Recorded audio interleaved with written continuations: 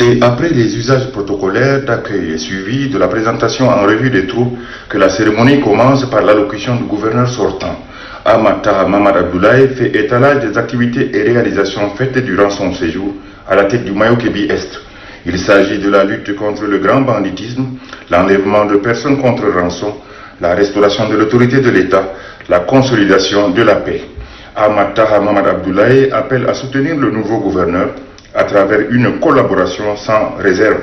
Installant le nouveau gouverneur, le ministre de l'administration du territoire et des collectivités autonomes, Mamad Ismaël Chaibo, lui recommande de gérer la province suivant les lois et textes en vigueur au Tchad. Veillez, monsieur le gouverneur, au maintien de l'ordre public, à la sécurité des personnes et de leurs biens. À cet effet, tous les forces de l'ordre, de sécurité et de défense sont sous votre ordre et relèvent de votre autorité. Vous devez également, monsieur le gouverneur, observer avec rigueur le principe de commandement tel que fixé par les textes en vigueur et incarner la province par vos actions quotidiennes. Le nouveau gouverneur Bachar Ali Suleiman se dit engagé à gagner le pari du développement du Mayo-Kébi-Est, mais dans la discipline, le respect de la hiérarchie et de l'autorité de l'État pour une justice saine au service de la loi. Bachar Ali Suleiman recommande rigueur et assiduité aux agents publics dans un esprit de franche collaboration pour réussir sa mission. Des chefs de service déconcentrés de l'État que le gouverneur de la province du Bahr el-Ghazal Ramadan Erdebou a rencontré la mission conduite par le professeur Ahmed Mohamed Mouhadjir, recteur de l'Académie du Nord-Ouest. Le professeur Ahmed Mohamed Mouhadjir, recteur de l'Académie du Nord-Ouest, a apporté à la connaissance de l'assistance le décret numéro 1762 du 30 octobre 2019 portant réorganisation des académies de l'éducation nationale. Le recteur d'ajouter que chaque académie de l'éducation nationale est un établissement public à caractère administratif doté de la personnalité morale et de l'autonomie administrative et financière. Pour lui, chaque académie est chargée de mettre en œuvre et d'effectuer le suivi de la politique éducative du gouvernement dans sa circonscription. Quant au secrétaire général de l'Académie du Nord-Ouest, Bedoumbra Beringar, la création de l'Académie nationale est l'une des recommandations de la mission d'enquête parlementaire organisée dans le cadre du système éducatif. Les textes, l'organisation et le fonctionnement de l'Académie ont été présentés par Bedoumbra Beringar. Le gouverneur de la province du Bahr el-Ghazal Ramadan Erdebou a relevé les difficultés auxquelles le système éducatif est confronté. Le gouvernement a beaucoup investi au ministère de l'Éducation, mais le résultat reste encore faible. Avec la création des académies, nous espérons que l'amélioration du système éducatif au Tchad, dit le gouverneur. Les participants à la rencontre ont posé des questions d'éclaircissement aux membres de la mission pour une meilleure compréhension de cette nouvelle structure. Au total, 13 étudiants retenus de la faculté des droits ont fait des sacrifices méritants pour parachever leur cursus universitaire, notamment celui des cycles de master, et qui constitue la toute première soutenance des mémoires de master depuis la création de l'université Adam Barkada Béchi en 2003. Ali Adoum, coordinateur du cycle de master, a saisi l'occasion pour rendre un hommage mérité aux plus hautes autorités du pays pour leurs efforts et engagements dans le cadre de la formation et encadrement des jeunes. Le délégué des étudiants Mohamed Youssouf Hissène a au nom des étudiants retenus exprimé sa gratitude à l'administration de l'université Adam Barkada Béchi et au corps enseignant pour le tout premier résultat de la formation des masters. Le président de l'université Adam Barkada Béchi, professeur Mohamed Saïd Ali, s'est réjoui de l'organisation des soutenances des mémoires de master à l'INABA. Professeur Mohamed Saïd Ali d'ajouter que ces assises de soutenance vont contribuer pour promouvoir l'œuvre académique et de relever le défi de l'assurance à qualité de l'enseignement supérieur au Tchad à partir de l'université Adam Barkada Béchi d'une part, et d'autre part, c'est aussi un succès à l'ère de la Renaissance en vue de contribuer efficacement au renforcement de la bonne gouvernance universitaire et au rayonnement de l'INABA au plan national et international. Ces assises de soutenance vont se poursuivre jusqu'au 25 juillet courant.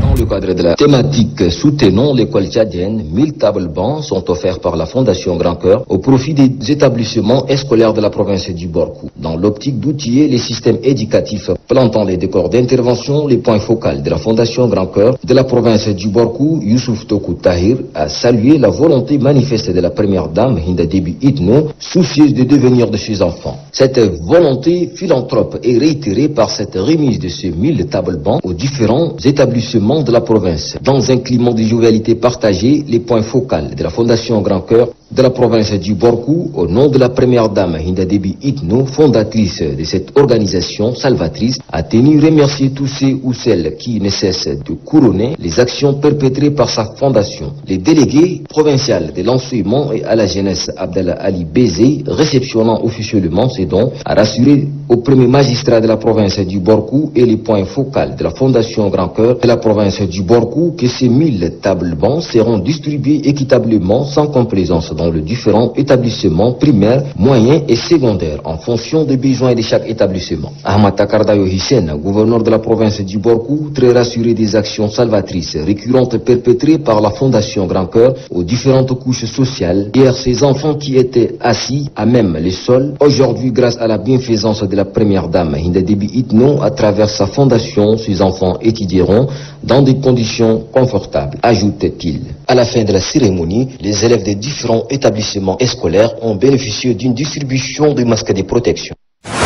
Le début de la saison pluvieuse de cette année, comme il est de coutume qu'il ne pleut pas dans la zone septentrionale du pays, hélas, une première pluie tornadique s'est abattue sur le département de Kouba-Olanga. Presque toutes les maisons sont accroupies sous les jougs de cette pluie tornadique. D'énormes dommages sont causés. Pour s'imprégner des dégâts causés par cette pluie, le gouverneur de la province du Borkou, Ahmad Takardayo Hissène, s'est rendu sur le lieu après avoir constaté les blessures. Ahmad Takardayo Hissène, très touché par cette situation lamentable, lance un SOS au gouvernement, aux ONG et aux personnes philanthropes de venir en aide à cette population sinistrée qui a perdu tous ses biens. Il a exhorté cette dernière de garder le mal en patience et par la volonté du Tout-Puissant, ils seront à l'abri. L'éducation est la priorité des plus hautes autorités de la République du Tchad. C'est ainsi que le gouvernement non seulement investit dans les ressources humaines, mais aussi dans les infrastructures. L'école de Boura, située à 7 km au sud de la ville de Mourdi, reçoit la visite du gouverneur de la province de l'Ennedi-Est, Ngarbodjo Meder Jacob. Une visite soudaine a permis de comprendre que le manque d'enseignants est une réalité. Le préfet de Mourdi, Saleh Dadi, explique que le primaire a fonctionné. Cependant, le collège, quant à lui, n'a pas ouvert ses portes faute d'enseignants.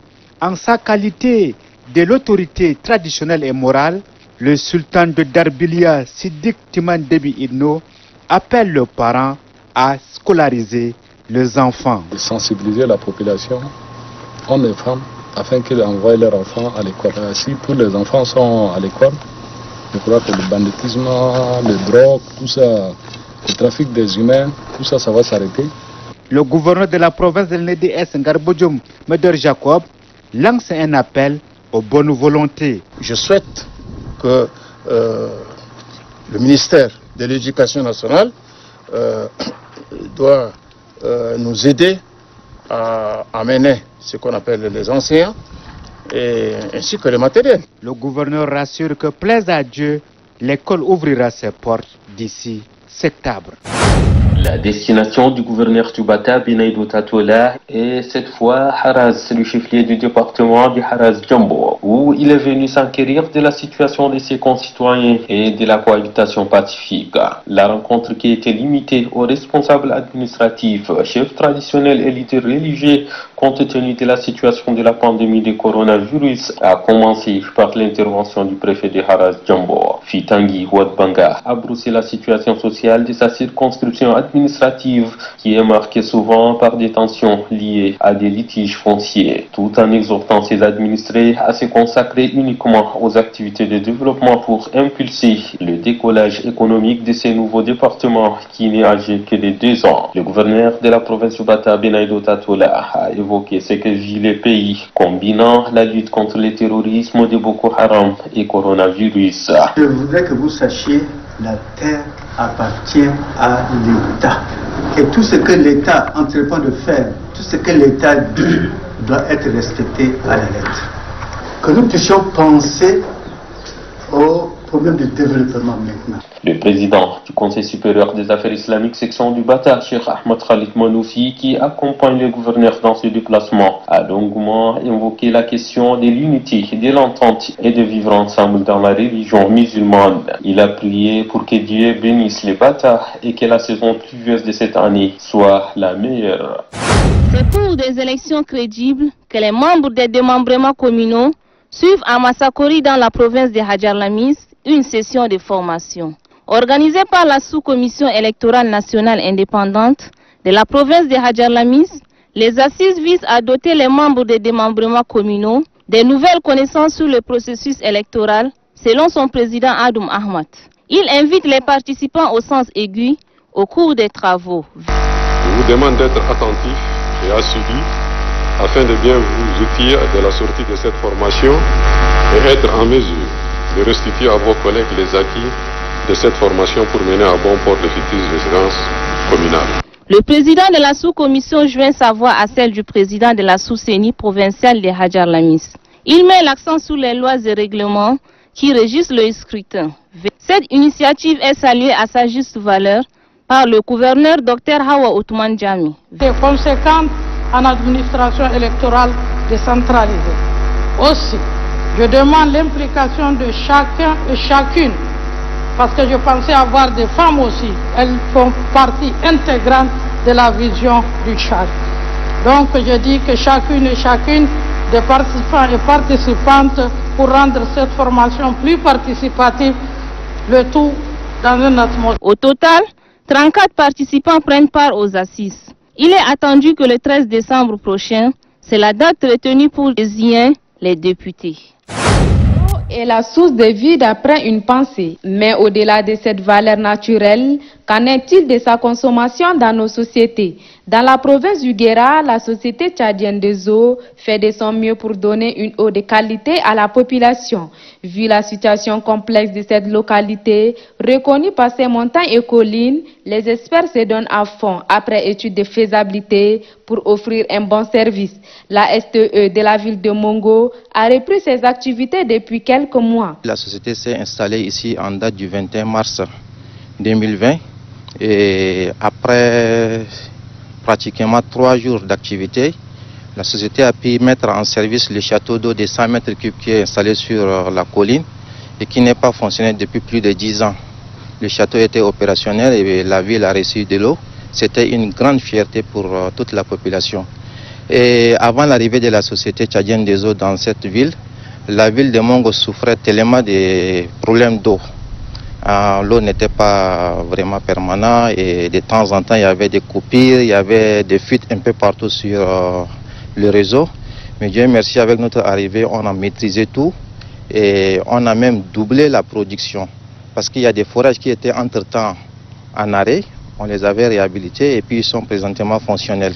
Même si toute la population n'a pas accès à cette eau, un bon nombre de personnes se disent satisfaits pour ces changements positifs.